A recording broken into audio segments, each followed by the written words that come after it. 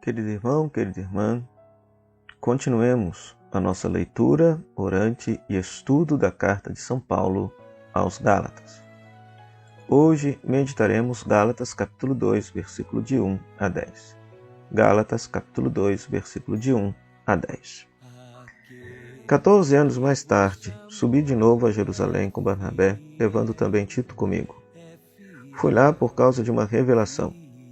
Expus-lhes o evangelho que tenho pregado entre os pagãos, o que fiz em particular aos líderes da igreja, para não acontecer estivesse eu correndo ou tivesse corrido em vão.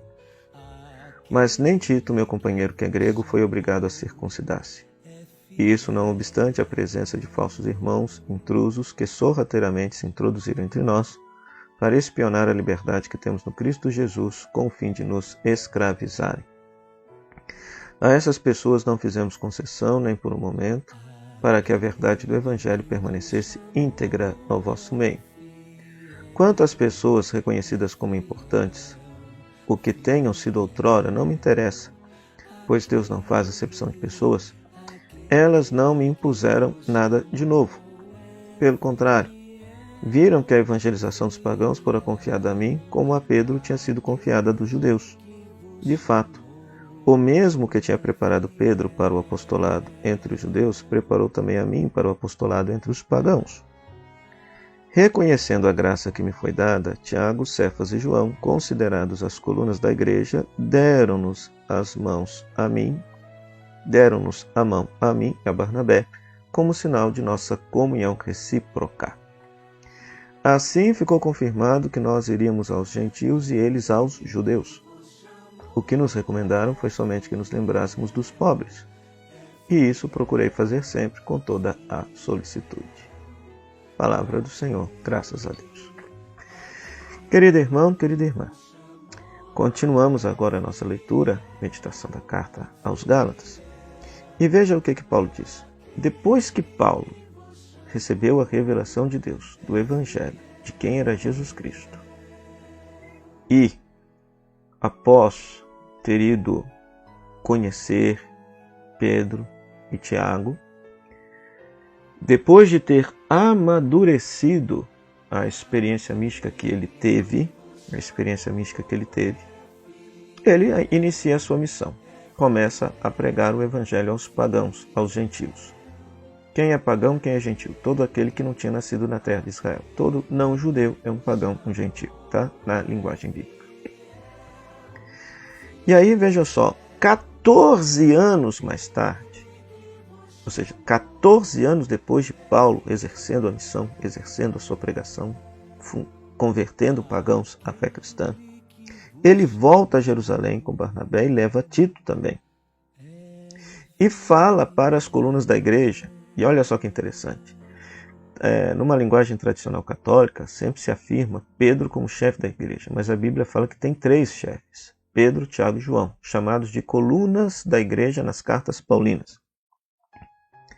E aí veja, depois que Paulo, 14 anos mais tarde, chega e fala para Pedro, Tiago e João o que eles estão fazendo, e levando ainda um pagão com eles, que era Tito, não exigiu que Tito fosse circuncidado, e Pedro, Tiago e João entenderam que aquilo que Paulo estava fazendo era de Deus. Ou seja, que Paulo tinha sido escolhido por Deus para pregar e converter os pagãos. Ao passo que Pedro tinha sido escolhido por Deus para pregar aos judeus. De tal maneira que, veja só,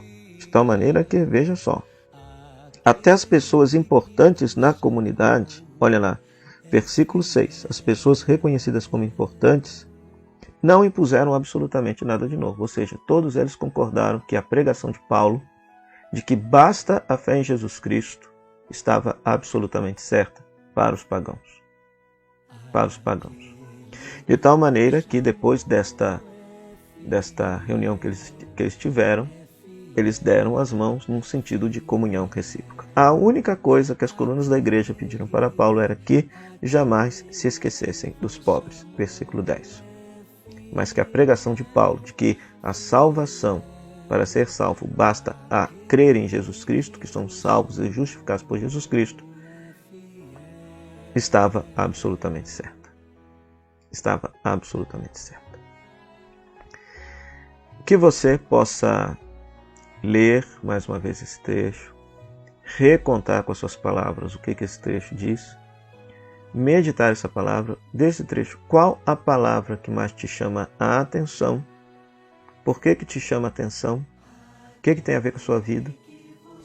A partir dessa palavra, converse com Deus, faça a sua oração, compartilhe, comente aqui embaixo, aqui nas redes sociais, a sua oração, o que você rezou a partir desta palavra. E depois, assuma um gesto concreto a partir desta leitura e meditação desta palavra de Deus para nós. Tá bom? Até o próximo vídeo, se Deus quiser.